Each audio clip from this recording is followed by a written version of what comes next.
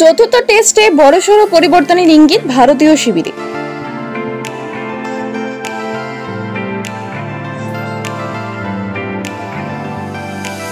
সূত্রের খবর, পারফরম্যান্স ও ফিটনেসের নিরিখে একাধিক খেলোয়াড়কে বাদ দেওয়া হতে পারে। পাশাপাশি নতুন মুখ জায়গা পেতে পারে প্রথম একাদশে।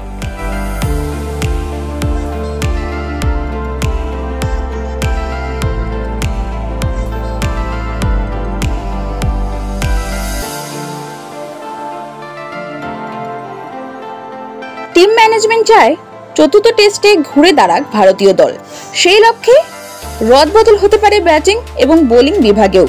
দলের অভ্যন্তরে এই পরিবর্তন ঘিরে শুরু হয়েছে জল্পনা। শেষ পর্যন্ত কাদের জায়গায় মিলবে এবং কারা বাদ পড়বেন সেটাই এখন দেখার।